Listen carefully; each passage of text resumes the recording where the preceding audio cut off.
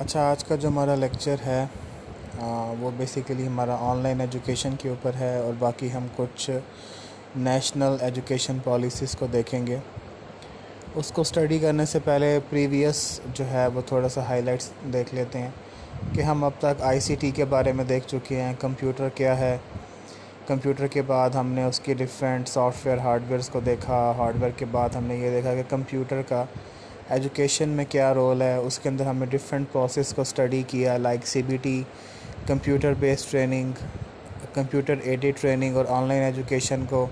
CBT के benefits देखे, online education systems को देखा। देन हमने टीचर टेक्नोलॉजी कम्पिटेंसीज को देखा कि टीचर किस तरह मतलब कि लेटेस्ट टेक्नोलॉजीज़ को यूज़ करके हुए अपनी स्किल्स को इन्हांस कर सकता है, टीचिंग प्रोसेस को इन्हांस कर सकता है। देन हमने डिफरेंट बेसिक टेक्नोलॉजी ऑपरेशंस को देखे, जिसमें हमने ईमेल, स्प्रेडशीट्स को हमने डिस्कस किया। Personal and professional use of technology tools कि टीचर अपने पर्सनल और प्रोफेशनल यूज़ के लिए टेक्नोलॉजी को यूज़ कर सकता है। ठीक है। सोशल टेक्नोलॉजीज़ आप लोग फैमिलियर हैं कि कौन कौन सी हैं, लाइक फेसबुक है, लिंक्डइन है, ट्विटर है। ये हमारे पास क्या हैं, सोशल टेक्नोलॉजीज़ हैं। इनसे हम बेसिकली अपना कंटेंट, अपनी चीज़ें दूसरों के साथ शेयर कर सकते हैं और वो दुनिया में कहीं भी बैठे उसको इजीली एक्सेस कर सकते हैं। ठीक है। Application of technology in instructions. ठीक है। अगर आपने टेक्नोलॉजी को यूज़ करके किसी को कोई इंस्ट्रक्शंस प्रोवाइड करनी हो तो वो आप किन बेसिस पे करेंगे। लाइक आपको आइडिया होगा कि लोग सर्वे करते हैं। सर्वे के बाद क्या होता है कि डाटा गैदर किया जाता है, लोगों की ओपिनियंस को देखा जाता है।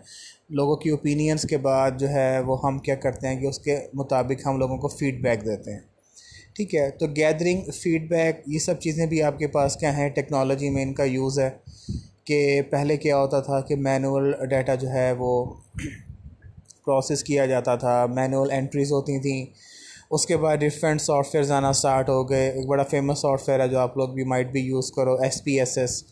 तो वो बेसिकली क्या है, डाटा को गैदर कर रहा है और सारा मैनुअल सिस्टम उसने ख़त्म कर दिया और आप इजीली जो है अपना डाटा जो है वो गैदर कर सकते हो। दूसरा प्रोसेस क्या है कि एम्बेडेड क्वेश्चन इन वीडियो। आप अपनी वीडियोस को रिकॉर्ड करो, वीडियोस को रिकॉर्ड करने के बाद आप उनमें डिफरेंट क्वेश्चंस को पूछ सकते हो, जिनका स्टूडेंट या कोई भी XYZ पर्सन जो है वो उसका आपको रिस्पॉन्स दे सकता है। उसके बाद सोशल लर्निंग, कि आप बेसिकली सोशल लर्निंग से क्या मुराद है कि सोशल साइट्स को यूज़ करना, सोशल साइट्स को यूज़ करते हुए ट्रेनिंग लेना। लाइक यूट्यूब एक सोशल साइट है, फेसबुक एक सोशल साइट है। ठीक है। तो ये सब क्या है, एप्लीकेशन है, टेक्नोलॉजीज़ मतलब कि हमारे पास लेटेस्ट टेक्नोलॉजी की एप्लीकेशन है जो हम इंस्ट्रक्शन में, मतलब पढ़ाने में, उनको यूज़ करने में हमारे लिए काफ़ी फ़ायदेमंद है। ये आज का जो बेसिकली टॉपिक है, ये बेसिकली नेशनल एजुकेशन प्लान्स हैं।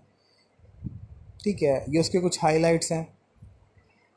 The national education policy NEP come in a series of education policies dating back to the very inception of the country in 1947। ठीक है।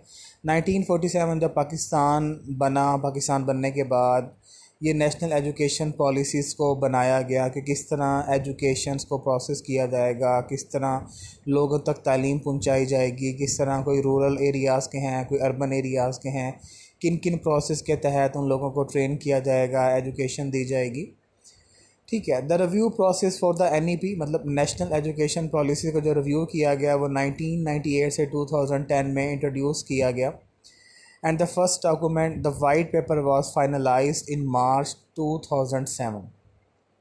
बेसिकली इन्होंने ईयरली वाइज प्रोसेस करना start किया। National education policy को जब deploy किया गया 1998 से 2010 तक, 1998 से 2005 तक जो है वो नेशनल पॉलिसीज़ को देखा गया। उसके बाद एक इन पॉलिसीज़ का एक एनालिसिस किया गया, सर्वे किया गया कि किस तरह इन पॉलिसीज़ से क्या कोई बेनिफिट्स भी हुए हैं या कोई अचीवमेंट हुई है या स्टिल इन पॉलिसीज़ में कोई इन्हांसमेंट की ज़रूरत है। ठीक है। तो आगे वो नेक्स्ट बता रहा है कि there are two main reasons that prompt the ministry of education to launch the review in 2015। इसके बिहाइंड बेसिकली दो रीजंस थी कि मिनिस्ट्री ऑफ एजुकेशन ने जो है वो इसको लॉन्च किया था, इस रिव्यू को 2005 में। और 2005 में उन्होंने किन पॉलिसीज़ को रिव्यू किया था, जो 1998 से 2005 तक जो है मॉनिटर की गई थी इन सारी पॉलिसीज़ को. The policies were not producing the desired educational results and performance. And secondly, the international challenges millennium development goals, decker framework of action, education for all, EFA. ठीक है. इसके बिहाइंड मैंने आपको पहले बताया कि कुछ रीज़न्स थी इन सब पॉलिसीज़ को मॉनिटर करने की, देखने की. वो 2 रीज़न्स थी. पहली रीज़न ये देखी गई कि जी इन पॉलिसीज़ को जब डिप्लॉय किया गया तो इससे कोई डिज़ायर्ड रिज़ल्ट्स एजुकेशन के अचीव नहीं हो सके. उस लिहाज से जो लिहाज एक्सपेक्ट किए जा रहे थे रिज़ल्ट, उस लिहाज से इनकी परफॉर्मेंस नहीं थी. सेकंड जो इसमें मेन था वो था international challenges millennium development goals, decker framework for action, education for all. Basically ये एक हमारे पास एक ये समझ लें कि एक ऑर्गेनाइजेशन है, एक अदारा है जो बेसिकली इसका मोटिव ये है कि एजुकेशन फॉर ऑल, कि हर पर्सन को एजुकेट किया जाए.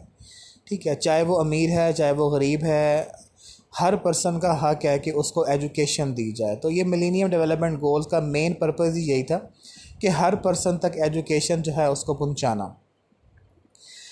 Eradicate extreme poverty and things, जो लोग गरीब हैं और उनके पास इन चीज़ों की एक्सेस नहीं है, लाइक जिस तरह अगर हम पाकिस्तान के अंडर डेवलप्ड सिटीज़ को देखें तो वहाँ पे आज भी हमारे पास एजुकेशन में बहुत ज़्यादा फ्लॉ है. ठीक है. लोगों को कई सौ किलोमीटर जो है वो मूव करके डिफरेंट सिटीज़ में जाके एजुकेशन जो है अपने आप मतलब कि ख़ुद को एजुकेट करते हैं. वो उनके पास यूनिवर्सिटीज़ नहीं है, यूनिवर्सिटीज़ के अलावा उनके पास प्रॉपर स्कूल्स नहीं हैं जहाँ उनकी प्रॉपर स्कूलिंग की जा सके. तो मिलेनियम डेवलपमेंट गोल्स में ये भी अचीव मतलब कि उनका एक टास्क था कि एजुकेशन फॉर ऑल, के मतलब हर एक लोगों का हक है एजुकेशन हासिल करना. प्रॉम्प्ट जेंडर इक्वलिटी, मतलब कि ये आजकल एक ट्रेंड है कि जी मेल्स को पढ़ाया जाता है और फीमेल को उस लिहाज से एजुकेशन नहीं दी जाती.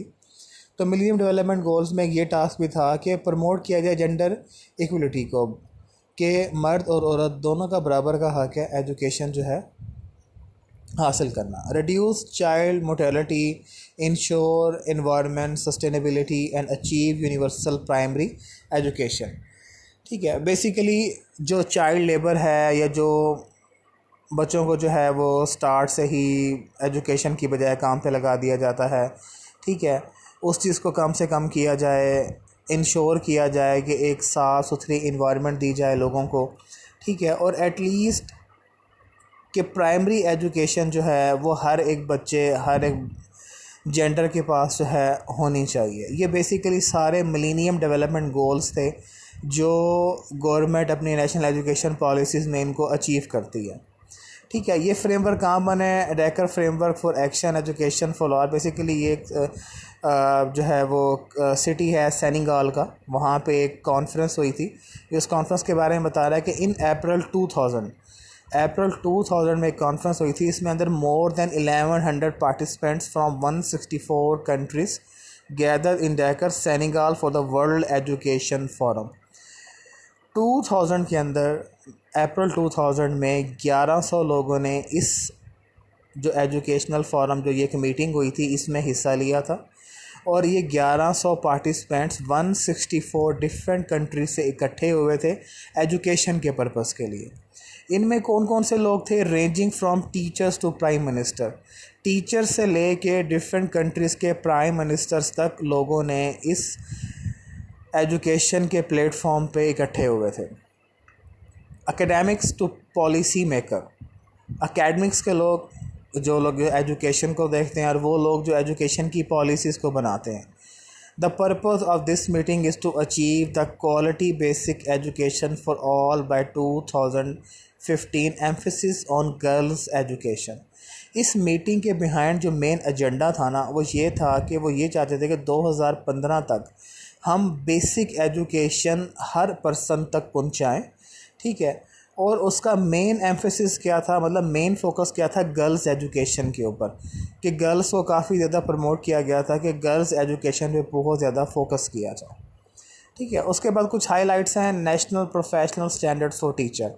फिर गवर्नमेंट ऑफ पाकिस्तान ने कुछ स्टैंडर्ड्स बनाए टीचर्स के लिए कि टीचर्स को उन स्टैंडर्ड्स के बिहाइंड जो है ट्रेनिंग्स दी गई, उनका quality of study, the way of teaching, in process को इन्हांस करने के लिए इन हाइलाइट्स को डिज़ाइन, मतलब कि इन पॉलिसीज़ को डिज़ाइन किया गया।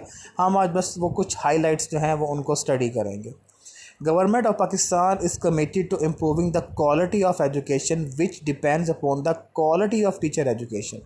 एक बहुत important point है कि गवर्नमेंट ऑफ पाकिस्तान ने कमिट किया कि हम एजुकेशन की क्वालिटी तब ही इम्प्रूव कर सकते हैं जब हम टीचर्स की एजुकेशन क्वालिटी को इम्प्रूव करें। इस प्रोसेस को इम्प्रूव करने के लिए डिफरेंट NGOs, डिफरेंट ऑर्गेनाइजेशन ने पाकिस्तान में फ़ंडिंग करना स्टार्ट की। इवन कि BCU के अंदर, एजुकेशन डिपार्टमेंट के अंदर USAID ने काफ़ी ज़्यादा फंडिंग की हुई है। उन्होंने आपको क्या दिया, आपको एक फुल, मतलब कि आप ये समझ लें कि जो मॉडर्न जिस तरह के क्लासरूम्स होते हैं वो आपको प्रोवाइड किए।